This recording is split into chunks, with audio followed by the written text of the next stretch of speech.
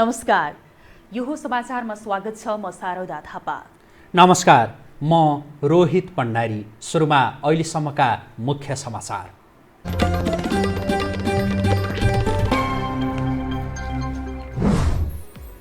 कृषि र सामान ढुवानीमा लकडाउन हटाउन सरकारलाई उच्चस्तरीय समितिको सुझाव। यातायातको बन्देज कायम राख्न आग्रह।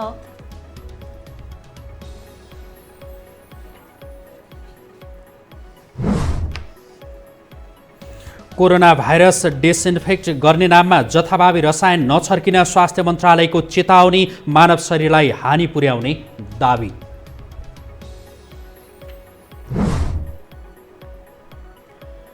आफ्ना सांसद अपहरण गरेको भन्दै जसपाद्वारा सरकारी वकिल कार्यालयमा उजुरी। मानहानि आरोप लिएर नेकपा नेता र पूर्व महानिरीक्षक पुगे आयोग।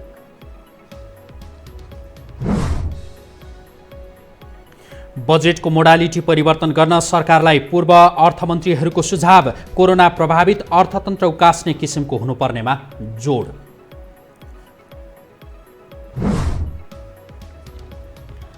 र यो वर्षको अन्त्यसम्ममा कोरोना खोप बन्ने अमेरिकी राष्ट्रपतिको दाबी। भाइरस चिनिया प्रयोगशालामा बनेको प्रमाण रहेको विदेश मन्त्रीको दाबी।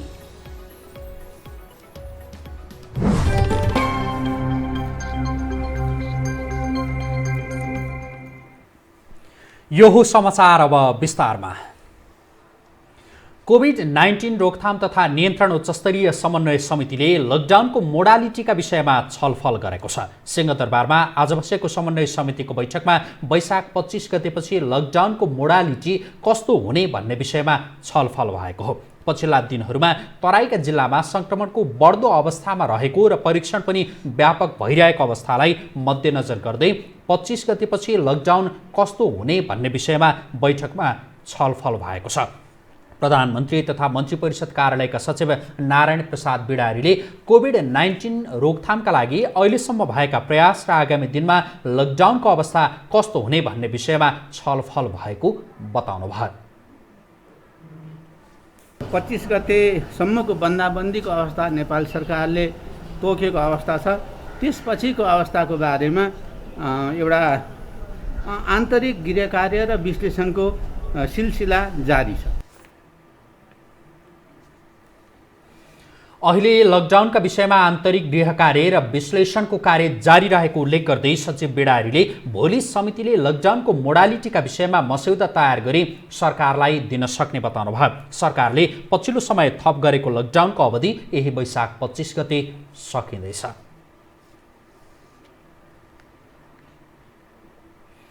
नेपालमा सबैभन्दा बढी प्रदेश 1 कोरोना संक्रमणबाट प्रभावित भएको छ। कर्णाली प्रदेशमा अहिलेसम्म संक्रमण देखिएको छैन। कुल संक्रमितको संख्या 75 पुग्दा प्रदेश 1 मा मात्रै 31 जनामा संक्रमण देखिएको प्रवक्ता स्वास्थ्य तथा जनसङ्ख्या मन्त्रालयका डाक्टर विकास देवकोटाले बताउनुभयो। यसैगरी प्रदेश 5 मा 17 र प्रदेश 2 मा 13 जनामा संक्रमण देखिएको छ। यस्तै बागमती प्रदेशमा 7 र सुदूरपश्चिममा 5 जनामा संक्रमण देखिएको उहाँले बताउनुभयो। कुल संक्रमित संख्या 75 छ, जसमध्ये पुरुष 58 जना र महिला 17 जना हुनुहुन्छ।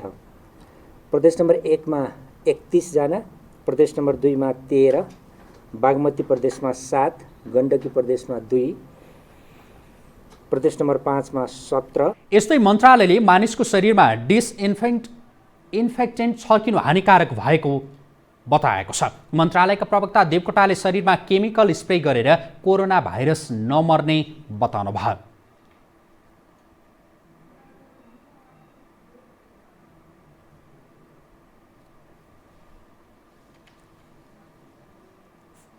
डिजिन्फेक्टहरू जो शरीरमा लगाउँदा वा छर्कदा यो भाइरस नाश हुँदैन, यो भाइरस मर्दैन, किनभने यो भाइरसको वृद्धि त हाम्रो मानिसको शरीरमा रहेका कोषहरूभित्र भइरहेको हुन्छ।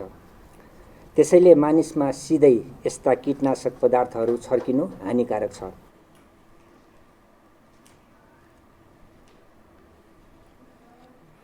अहिले देशभर 106 जना शङ्कास्पद बिरामी आइसोलेसनमा उपचाररत रहेका छन्। उपत्यकामा 1 र उपत्यका बाहिर 105 जना उपचाररत रहेका छन्। देशभरि 21,523 क्वारेन्टाइनमा रहेका छन्। आजसम्म पिसिआर विधिबाट 13,640 र आरडिटी विधिबाट 50,845 जनाको नमुना परीक्षण भएको प्रवक्ता देवकोटाले बताउनुभयो।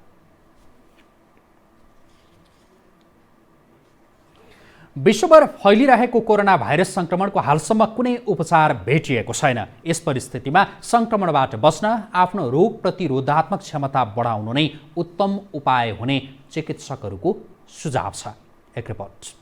कोरोना संक्रमण विश्वभर फैलिरहँदा नेपालमा यसको संक्रमण बिस्तारै बढ्दै गएको छ। यस्तो बेलामा संक्रमण हुनबाट बच्न रोग प्रतिरोधात्मक क्षमतालाई बलियो बनाएर भाइरससँग सजिलै लड्न सकिने चिकित्सकहरूले सुझाव दिएका छन्। स्वास्थ्य, खानपान र स्वस्थ जीवनशैली अपनाउने हो भने कोरोनासँग आफै लड्न मद्दत पुग्ने चिकित्सकहरूको भनाइ छ। रोगसँग लड्ने क्षमता कम भएकालाई कोरोना लागेको देखिन्छ। खानपानमा विशेष ध्यान दिने हो भने रोगसँग लड्ने क्षमता बढ्दछ। तर संक्रमण हुँदैमा ऊ चाहिँ बिरामी परेर लडिहाल्ने भन्ने त होइन, उसले अरूलाई सार्न नसकोस् भनेर एउटा उपाय अपनाउनु पर्छ। त्यस्तै प्रकारले उसलाई यदि जटिलता भयो भने उसको रोगसँग लड्ने शक्ति राम्रो होस् भनेर उसलाई विभिन्न किसिमको खानेकुराहरू दिने अथवा के गर्ने त्यो चाहिँ एउटा छलफलको विषय हो। इम्युनिटी कम भएका, डायबिटिज र उच्च रक्तचाप भएका मान्छेलाई कोरोना भाइरस संक्रमण छिटो लागेको देखिन्छ।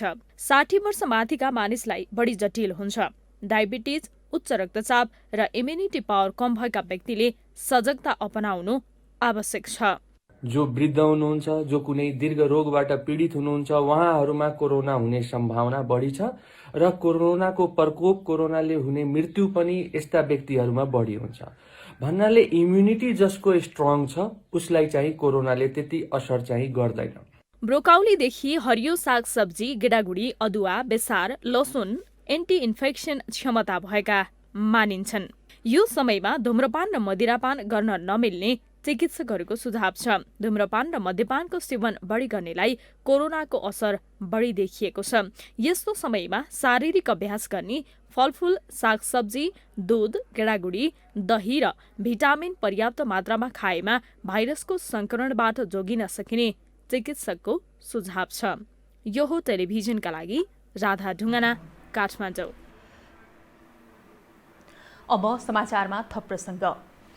जसपाका नेता डाक्टर सुरेन्द्र यादव अपहरण घटनाले राजनीतिक रूप लिएपछि आरोपी र पीडित पक्ष एक अर्कामा उजुरी हालाहालको अवस्थामा पुगेका छन्। अन्ततः जिल्ला सरकारी वकिलको कार्यालय काठमाडौँमा पीडित पक्षले पीडक विरुद्ध उजुरी दर्ता गरेका छन् भने आरोप लागेकाहरू मानव अधिकार आयोगको सहयोग लिन पुगेका छन्। एक रिपोर्ट। अपहरण तथा शरीर बन्धक सम्बन्धी कसुरमा सांसद महेश बस्नेत, कृष्ण कुमार श्रेष्ठ र नेपाल प्रहरीका निवर्तमान महानिरीक्षक सर्वेन्द्र खनाल विरुद्ध उजुरी दर्ता भएको छ। जसपाका नेता डाक्टर सुरेन्द्र यादव अपहरण भएको भन्दै घटनामा संलग्न 3 व्यक्ति विरुद्ध किटानी जाहेरी दिन जसपाका नेताहरू सहित पहिले महानगरीय प्रहरी परिसर टेकु पुगेका थिए। तर प्रहरीले दर्ता गर्न अस्वीकार गरेपछि वैशाख 16 गते सरकारी वकिलको कार्यालय बबरमहल पुगेका थिए। वैशाख 16 गते पनि सरकारी वकिलको कार्यालयले यादवको जाहेरी लिन मानेन। सांसद यादवले राष्ट्रिय मानवाधिकार आयोगमा समेत उजुरी दिएका छन्। त्यसपछि सरकारी वकिलको कार्यालयले सोमबार उजुरी दर्ता गरेको छ। होइन, उहाँहरूको कुरा के हो भने उहाँ जाहेरी लिएर हामी चाहिँ प्रहरीमा गएका थियौँ। प्रहरीले चाहिँ जाहेरी दर्ता गर्ने इन्कार गरेको हुनाले चाहिँ कानुनले चाहिँ यो अड्डालाई चाहिँ जिम्मेवारी दिएको छ। त्यो हुँदा यहाँ दर्ता गरिदिनुपर्छ भन्ने उहाँहरूको जिकिर हो। अनि त्यही हिसाबले चाहिँ के रहेछ विषय हेर्नु त, अब कानुनले दिएको जिम्मेवारी पुरा गरौँ भन्ने हिसाबले दर्ता भएको छ। यो चाहिँ त हामीले यहाँ चाहिँ उहाँहरूले चाहिँ दर्ता भएन भन्ने अब विषयमा चाहिँ अब हामीले चाहिँ त्यही सम्बन्धित चाहिँ प्रहरीमा ल यस्तो आएको छ के हो भनेर हेर्नुहोस् भनेर चाहिँ हामीले कानुनले चाहिँ जे भन्छ त्यो हिसाबले चाहिँ पठाइदिन्छौँ। उनीहरूमाथि जनता समाजवादी पार्टीका सांसद डाक्टर यादवलाई अपहरण गरेर काठमाडौँ ल्याएको आरोप छ। अब सरकारी वकिल कार्यालयले उजुरीमाथि अध्ययन गरी थप प्रक्रियाका लागि प्रहरी समक्ष पठाउनेछ। मुलुकी फौजदारी कार्यविधि संहिता 2074 को दफा 5 मा जाहेरी दरखास्त वा सूचना प्रहरीले दर्ता नगरे सरकारी वकिलको कार्यालयमा उजुरी दर्ता गर्न सकिने व्यवस्था छ। पीडित भनिएकाहरू वकिलको कार्यालय रहँदा आरोपी भनिएका 3 जना आफूहरूलाई फसाउन खोजिएको भन्दै राष्ट्रिय मानवाधिकार आयोगको ढोका ढकढक्याउन पुगेका छन्। बाबुराम भट्टराई सहित जसपाका नेताहरू आफूहरूलाई फसाउन उद्यत रहेको उनीहरूको दाबी छ।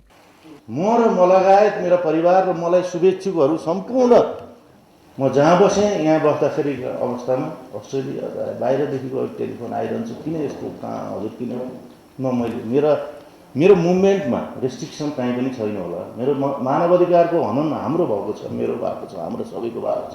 मेरा केटाकेटीहरूको साइकोलोजिकल टर्चर भएको छ भन्ने संस्कृतिहरू। भलै उनीहरूको मकसद आपराधिक नियतले कुनै दुर्घटना गराउनेतर्फ केन्द्रित थिएन होला र यसमा राजनीतिक स्वार्थ जोडिएको हुन सक्दछ।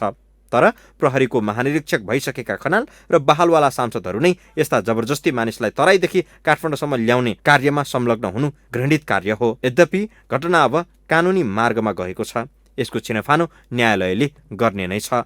तर घटनालाई राजनीतिक स्वार्थ साधिए त्यो गलत हुन सक्छ।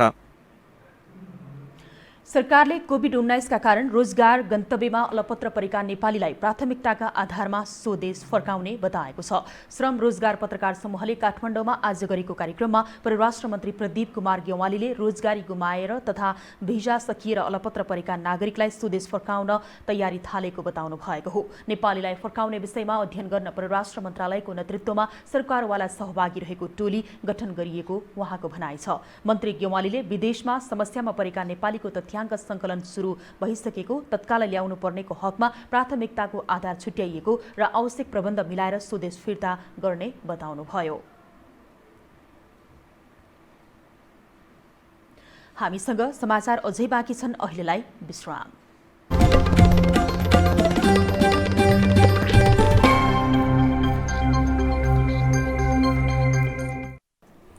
विश्रामपछि यो हो समाचारमा स्वागत छ। अब बाँकी समाचार।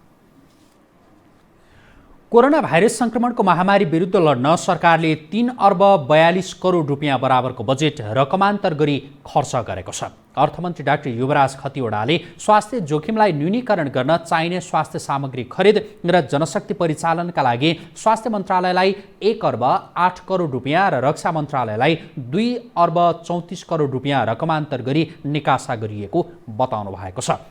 संघीय संसद प्रतिनिधि सभा अन्तर्गतको अर्थ समितिको आजको बैठकमा बोल्दै अर्थमन्त्री खतिवड़ाले कोरोना विरुद्धको लडाईँमा बजेट अभाव हुन नदिएको बताउनु भएको हो।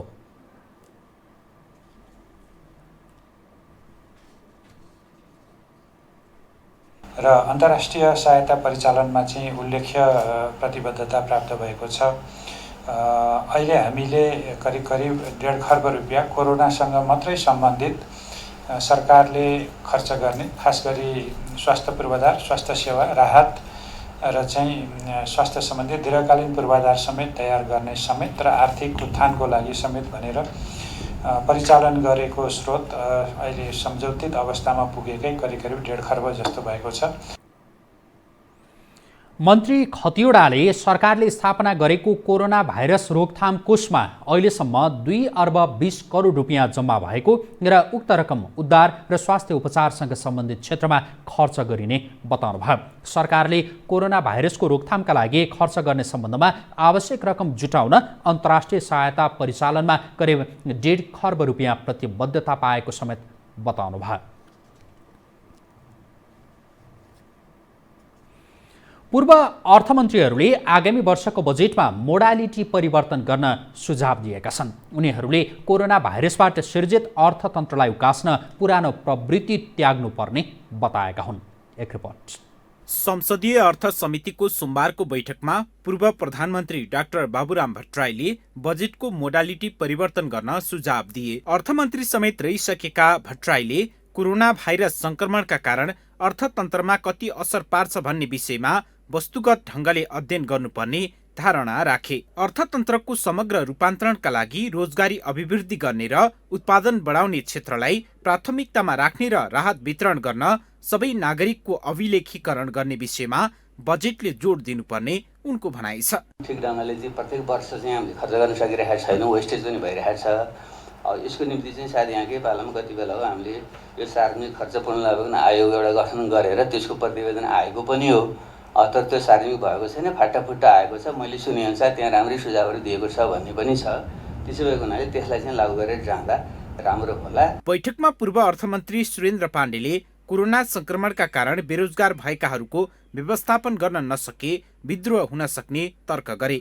निजी क्षेत्रका उद्योग र व्यवसाय बन्द हुने अवस्थामा पुगेकाले यसले अर्थतन्त्रमा पार्ने असरको विषयमा मिहिन अध्ययन हुनुपर्ने उनको भनाइ छ। एउटै बिल्डिङबाट विभिन्न मन्त्रालयको काम पनि एउटै मन्त्रालयका पनि विभिन्न कार्यालयको काम एक ठाउँबाट गर्ने यो काममा खुम्च्याउन सकियो भने यसले लङ टर्ममा पनि मद्दत गर्न सक्छ र चालु खर्चमा मलाई लाग्छ 30% कटौती गर्न सकिन्छ भन्नेमा छु म।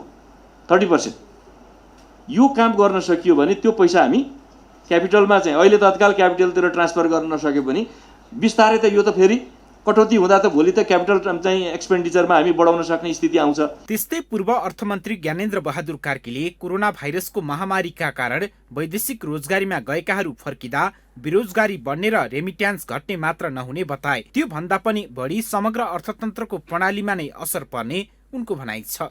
र अहिले नै मुलुकमा एउटा बेरोजगारीको स्थिति छ र उनीहरू आइसकेपछि अरू ठुलो बेरोजगारको स्थिति चाहिँ मुलुकमा सृजना हुन सक्दछ र त्यो बेरोजगारको स्थितिबाट मुलुकलाई बचाउनका लागि जति छन् ती सबै फर्केलान् भन्ने कुरो छैन, तर जति फर्किन्छन् तिनीहरूलाई हामीले उचित व्यवस्थापन गर्न सकेनौँ भनेदेखि यसले हाम्रो अर्थतन्त्रमा नकारात्मक प्रभाव त पार्छ नै, यसले हाम्रो सिस्टमलाई नै तलमाथि पार्छ। बैठकमा अर्थमन्त्री डाक्टर युवराज खतिवडाले लकडाउनका कारण राजस्वमा चाप परेको र यसले दीर्घकालसम्म असर पार्ने बताए।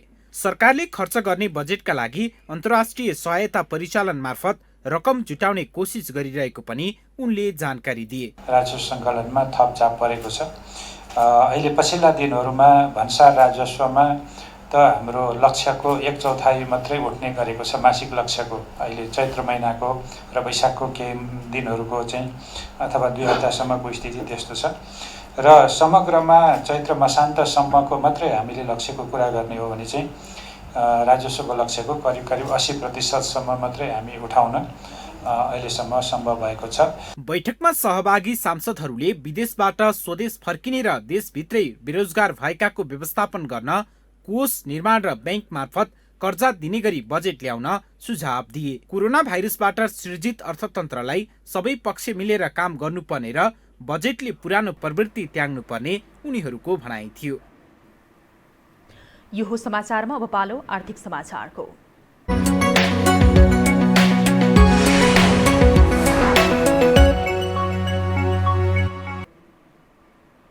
उद्योगी व्यवसाय एवं अर्थविदहरूले अर्थतन्त्रको पुनरुत्थान र जनस्वास्थ्यमा जोड दिने गरी बजेट आउनुपर्ने बताएका छन्।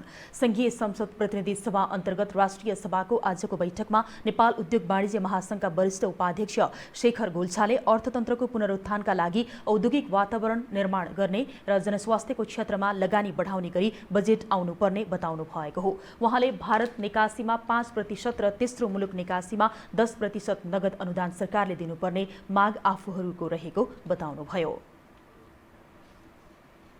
हामी के भन्छौँ भने उद्योगहरू खास गरेर त्यस्ता उद्योग जसले बढी रोजगारी सृजना गरेको छ र देशमै बढी भ्यालु एडिसन गरेका छ त्यस्तो उद्योगहरूलाई अलिकति बढी सुरक्षा दिउँ। यसले राजस्व पनि बढ्छ, हाम्रो ट्रेड ब्यालेन्स इम्ब्यालेन्स पनि कम हुन्छ र देशमा रोजगारी पनि सृजना हुन्छ। अर्थविदहरूले पनि कोरोना भाइरसको रोकथामका लागि अवलम्बन गरिएको व्यवस्थाबाट अर्थतन्त्रमा गम्भीर असर पारेको र अर्थतन्त्रलाई उकास्नको लागि नियमित भन्दा फरक प्रकृतिको बजेट हुनुपर्ने बताएका छन्। बजेटले आन्तरिक उत्पादन, रोजगारी, स्वास्थ्य, शिक्षा लगायतका क्षेत्रमा जोड दिनुपर्ने अर्थविदहरूले सुझाव दिएका छन्। अर्थविद डाक्टर विजय कुमार पौडेलले बजेट मार्फत दलाल पुँजीलाई राष्ट्रिय पुँजीमा रूपान्तरण गर्ने उपायको खोजी हुनुपर्ने, सहज रूपमा वैदेशिक लगानी भित्राउनुपर्ने र स्वास्थ्य तथा शिक्षाको क्षेत्रमा अधिकतम सीमासम्म बजेट विनियोजन गर्नुपर्ने बताउनुभयो। होटल संघ नेपाल हालले व्यवसायीको समस्या सम्बोधन नभए भयावह अवस्था आउन सक्ने चेतावनी दिएको छ। 6 महिना होटल बन्द गर्ने गरी गरेको निर्णयप्रति सरकारले असहमति जनाएपछि हानले आज यस्तो चेतावनी दिएको हो। आइतबार हानले 6 महिना होटल व्यवसाय बन्द गरी श्रमिकहरूलाई 12.5% तलब दिने र त्यसमा असहमति जनाए कामदार नै कटौती गर्ने निर्णय गरेको थियो। हानको उक्त निर्णयप्रति असहमति जनाउँदै सरकारले हानसँग आज छलफल गरेको हो। छलफलमा हानका पदाधिकारीहरूले होटल व्यवसायी र श्रमिक दुवै पक्षका विषय सम्बोधन नभए भयावह अवस्था सृजना हुने चेतावनी दिएका छन्। सहित इमानदारपूर्वकबाट सम्बोधन गरिएमा ठुलो समस्या हुँदैन। तर यसलाई चाहिँ आँखा चिम्लेर बस्यो भने यो भयावह रूप आउनसक्छ। यो समस्या होटल मात्र होइन कि अन्य क्षेत्रमा पनि यो सल्किन सक्छ। यसलाई समयमै नै सरकार र चाहिँ सम्बन्ध वर्गले चाहिँ यसलाई चाहिँ ध्यान दिएर यसलाई सम्बोधन गर्नेतिर लाग्नुपर्छ भन्ने हाम्रो मान्य छ। हानका पदाधिकारी र सरकारी पक्षबीच 8-10 महिनासम्म होटल व्यवसाय बन्द भएको अवस्थामा चाल्नुपर्ने कदमको विषयमा छलफल भएको थियो। अर्को बैठक वैशाख 29 गते बस्ने गरी सकिएको छ। हामीसँग अन्तर्राष्ट्रिय समाचार अझै बाँकी छन्। अहिलेलाई विश्राम।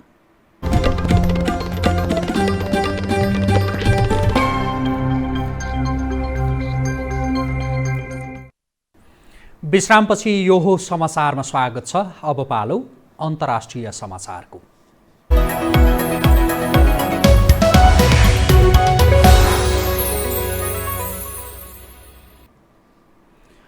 अमेरिकी राष्ट्रपति डोनाल्ड ट्रम्पले सन् 2020 को अन्तिमसम्ममा कोरोना भाइरसको खोप तयार हुने बताएका छन्। उनले यस वर्षको अन्तिममा यो खोप आउनेमा आफू विश्वस्त रहेको बताएका हुन्। विद्यालय खोल्ने विषयमा बोल्दै ट्रम्पले उमेर अलि बढी भएका शिक्षकलाई संक्रमण हुने जोखिम भए पनि विद्यालय खोल्नु जरुरी रहेको बताएका छन्। कोरोना भाइरसको कारण अमेरिकाको अवस्था कमजोर भए विपक्षीलाई राजनैतिक हिसाबमा फाइदा पुग्ने ट्रम्पको आरोप छ।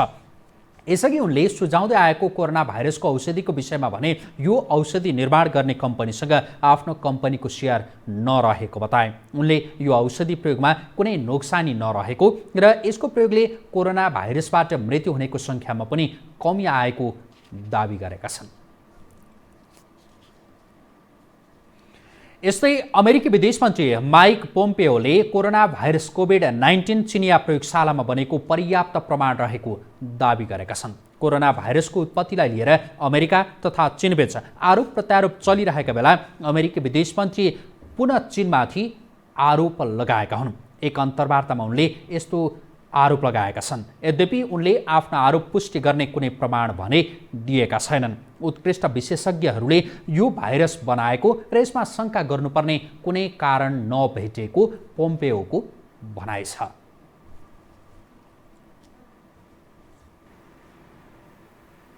यो समाचारमा अब पालो खेल समाचारको।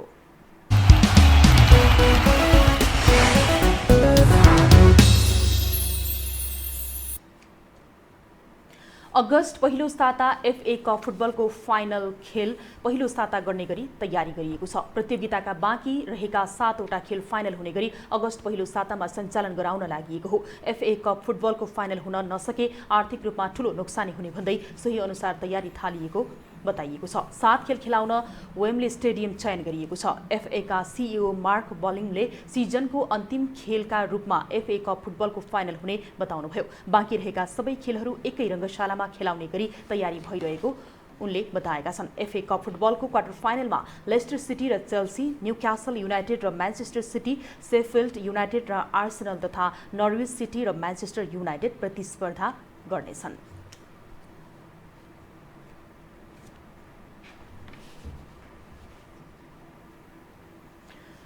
अन्तर्राष्ट्रिय समाचारसँगै हामी यो समाचार बुलेटिनको अन्त्यमा आइपुगेका छौँ। बिदा हुनु अघि अहिलेसम्मका प्रमुख समाचार पुनः एकपटक।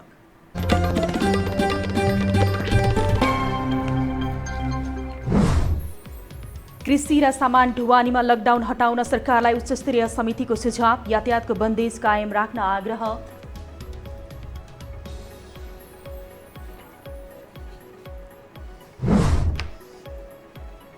कोरोना भाइरस डिसइन्फेक्ट गर्ने नाममा जथाभावी रसायन नछर्किन स्वास्थ्य मन्त्रालयको चेतावनी। मानव शरीरलाई हानि पुर्याउने दावी।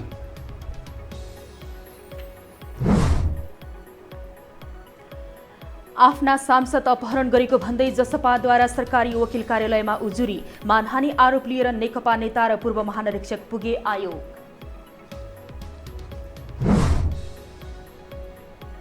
बजेटको मोडालिटी परिवर्तन गर्न सरकारलाई पूर्व अर्थमन्त्रीहरूको सुझाव। कोरोना प्रभावित अर्थतन्त्र उकास्ने किसिमको हुनुपर्नेमा जोड।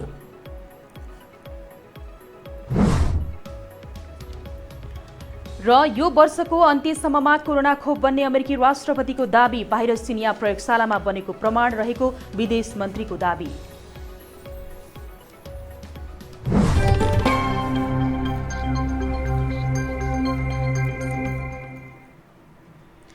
हवस् त यो समाचार अहिलेलाई सकियो। समाचार बुलेटिनका साथै यो टेलिभिजनका सम्पूर्ण कार्यक्रम yohokhबर.com, युट्युब र फेसबुकमा पनि पढ्न र हेर्न सक्नुहुनेछ। मोबाइलमा यो टिभी एप डाउनलोड गरी हामीलाई प्रत्यक्ष हेर्न सक्नुहुनेछ। तथ्य सहितको निष्पक्ष समाचारका लागि यो टेलिभिजन हेर्दै गर्नुहोला। नमस्कार। नमस्कार।